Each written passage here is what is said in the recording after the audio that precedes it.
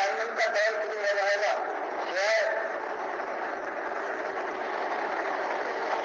نبی اعظم کی اور خدا کے لیے آ گیا ہے کہ فوراً جنت کا دور شروع ہو جائے. باقی کسی کے لیے فوراً شروع ہونے کا معاملہ نہیں ہے. برزخ میں کوئی ایسی جگہ ہے جس کے لیے مالک فرماتا ہے نہ جو رضی والے یہاں دنیا میں ایسی ہے دنوں میں کپڑوں میں کیا اصلی اور اپنا نہ کرتے لگا پورے انسان آدمی مومن کے اندر قرآن اور قرآن کے پیغام آپ کو پیش کیے جاتے ہیں اور فیصلے کے بعد قیامت کے دن کہا جائے گا اب خود نقصان کی بات نہیں ہے اب لگاتار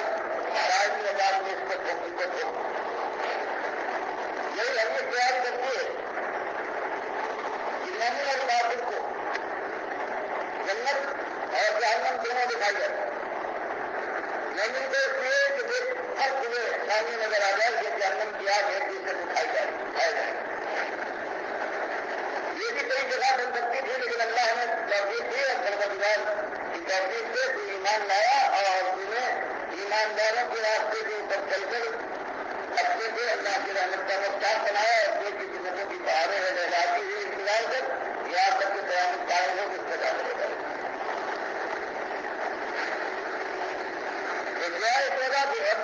نبی صلی کے لیے بھی چلا گیا اور انبیاء کے لیے اللہ جاننے والا ہے تو آپ کر سکتے ہیں آج نہیں کرتے ایک طرح بڑا راست داخلہ جب سے مل جائے اور کافروں اور دوسرے کافروں کے خود کام جو وہاں کے خود کام ہے نہ ان کو جتنی دیر تک جائے گا عذاب کی کوڑے رکھائے گا اور مومنوں کے ساتھ یہ بخاری مسلم کی حدیث ہے کہ اس کے خود کام لگا کر ہوشیار کر کے اس سے دکھایا جائے گا دونوں کو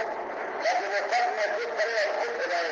کہ کتنا فرق زمین اور آسمان کا ہے مومن بن دیکھیے اور جنت کی بات کی یہ بات ہے باقی برابر کا معاملہ نہیں ہے جب یہ آواز ہے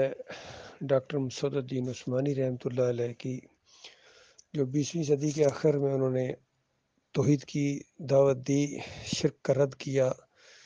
شرک پھیلانے والوں کو طاغوت قرار دیا اور بالکل ان کا پوسٹ مارٹم کیا بالکل نشاندہی نام لے کے ایمان خالص قسط اول کے اندر ان صوفیہ کا پوسٹ مارٹم کیا عبدالقادر جیلانی ہوں محی الدین چشتی ہوں علی اجمیری ہوں یا مجدد افسانی ہوں یا شاہ ولی اللہ کا پورا خاندان ہو اور پھر ان کے آگے خدام بریلوی دیوبندی اہل حدیث سلفی یہ سارے کسی نہ کسی طرح شرک کے اندر ملوث ہیں اور ان کی کنیکشن ہیں اور رابطے ہیں شرک کے ساتھ خالص نہیں ہے ان کے پاس ایمان خالص نہیں ہے توحید خالص نہیں ہے. ان کی توحید کے اندر بھی شیطان نے شرک رکھ دیا ہے. سب سے کم شرک جس کے اندر پایا جاتا ہے وہ یہی سلفی ہیں جو اہل حدیث ہیں اور حنبلی ہیں. ان کا پکا عقیدہ ہے کہ اگر کوئی قبر کے اوپر آ کے پڑھے تو صلاۃ والسلام پڑھے تو اللہ ان کی روح کو واپس کر دیتا ہے نبی علیہ السلام کی اور خود سنتے ہیں جواب دیتے ہیں. یہ فتویٰ ہے عبداللہ بن باز کا حج و عمرہ کی جو کتاب ان کی. اور پھر دور سے اگر کوئی پڑھے تو کہتے ہیں اس کو فرشتے لے کے آتے ہیں. حالانکہ ہم کہتے ہیں اللہم صلی علی محمد ہم اللہ سے دعا کرتے ہیں لیکن توصیف الرحمن راشدی ہوں یا ان کے امام ربانی ہوں یا وہ جتنے بھی ان کے اسپوکس مین ہیں یا پاکستان میں اہل حدیث ہیں سب کا یہی عقیدہ ہے. حتیٰ کہ یہ علی انجینئر بھی اسی قبر کی طرف اشارہ کر کے کہتا ہے کہ یہاں برزخی زندگی ہے. وہ اس قبر کے اندر برزخی کہاں آ گئی؟ برزخ قبر یہاں ہے جہاں تم کبھی جا سکتے ہو یا میت کو کبھی نکال لیا جاتا ہے پوسٹ مارٹم کے لیے. تو سب کا جو نا کنیکشن شرک کے ساتھ ہے قبر کے ساتھ ہے قبر کے پجاری ہے یہ سارے کے سارے. صحیح عقیدہ یہ ہے کہ انبیاء اور شہداء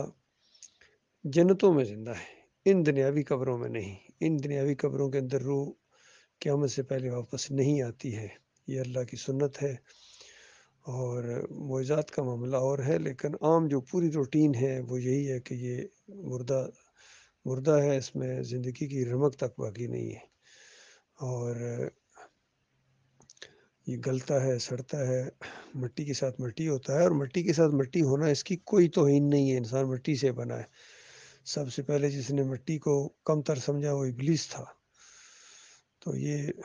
آج جو کفر شرک پھیلا ہوا ہے خاص کر مسلمانوں کے اندر یہ قبر پرستی کا، یہ اسی عقیدے کی وجہ سے ہے کہ روح واپس آتی ہے۔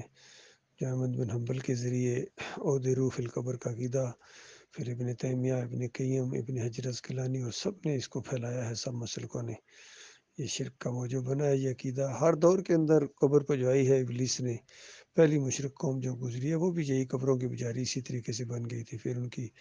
تمثیلیں بنی، تصویریں بنی اور مورتیاں بنی اور پھر قبائل عرب کے اندر وہ پھیل گئے تھے۔ آج جس طرح ان مسلمانوں کے یہ مندر ہیں جن کو بابا کہتے ہیں، جن کو مزار کہتے ہیں، تو ان کی بھی تصویریں بھی انہوں نے بنائی ہوئی ہیں اور ان کے گنبد کو ہر جگہ انہوں نے سجایا ہوا ہے۔ جائے نماز کے اوپر بھی گنبد ہے، مسجدوں کے اندر ایک طرف بیت اللہ اور بالکل مقابلے میں گنبد ہے، تاکہ ڈاکٹر اسرار کے درسوں کے بیک جو سکرین ہوتی ہے اس پر بھی یہ گنبد دکھایا گیا بیت اللہ کے ساتھ، اور ڈاکٹر ذاکر نائک کا بھی اور یہ علی انجینئر کا بھی، تو سب کے دماغوں کے اندر گنبد گیا ہوا ہے۔ اللہ تعالیٰ غور و فکر کرنے کی توفیق عطا فرمائے۔ اس دعوت کا ساتھ دو میرے بھائیو، یہ حق دعوت اٹھی ہے۔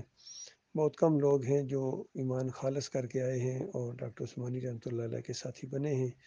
بہرحال ہم تو اس پر قائم ہیں بھائی، یہ حق دعوت ہے، بالکل پوری طرح فہم کلیئر ہو گیا ہے کہ ایمان کیا ہے، یعنی توحید کیا ہے اور شرک کیا ہے، اس کی اللہ نے پہچان کرا دی ہے۔ بہرحال ہمارا شرک کرنے والوں سے کوئی تعلق نہیں ہے، چاہے وہ واسطے وسیلے کا شرک ہو، بے حق فلاں، بے حرمت فلاں کا شرک ہو، رکوع اور سجدے تعظیمی کے یہ شرک میں مبتلا ہوں، پیر پرستی ہو یا جمہوریت پرستی ہو، تعویذ پرستی ہو، اکابر پرستی ہو، وطن پرستی ہو، اور یا کوئی بھی زبان پرستی ہو، ہمارا ان سے کوئی تعلق نہیں ہے سوائے دعوت کے۔ ہم ان کو دعوت دیتے رہیں گے۔ منوانا ہمارا کام نہیں ہے بھائی، منوانا ہمارا یہ کام نہیں ہے، اللہ تعالیٰ نے یہ ڈیوٹی نہیں لگائی ہے، بس بتانا تھا بتا رہے ہیں، الحمدللہ آخری سانس تک بتاتے رہیں گے، اور اس دعوت کے اندر الحمدللہ تیزی آئے گی اور اللہ تعالیٰ اس دعوت کو کامیاب کرے گا۔ باقی خوش نصیب ہیں جو اس دعوت کے اوپر جم گئے ہیں اور بالکل کسی چیز کی پرواہ نہیں ہے، کسی پر چوٹ لگے کوئی ناراض ہو، کوئی ہمارا نہیں ہے جو ہمارے مالک کا نہیں ہے۔ جس نے اللہ کے ساتھ آنکھ ملائی ہے اور اپنی جلائی ہے یا اپنے امیر کی جلائی ہے یا کسی اور کو کھڑا کیا اللہ کی کتاب کے مقابلے میں، وہ ہمارا دشمن ہے، یاد رکھنا، وہ ہمارا دشمن ہے، ہم اس کے دشمن ہیں قیامت تک کے لیے۔ کوئی اب سمجھوتا نہیں ہو سکتا، کمپرومائز نہیں ایسے لوگوں کے ساتھ۔ جو مر گئے وہ طاغوت ہیں اور جو زندہ ہیں ان کے لیے بہرحال تلافی کا موقع ہے، اگر سچی توبہ کر کے ایمان خالص کی طرف آ جائیں تو یہ ان کی خوش قسمتی ہے۔ باقی یہ گروپوں کے اندر بڑھ جانا، فرقے بنانا، یہ دینداری نہیں ہے، یہ خالص دکانداری ہے۔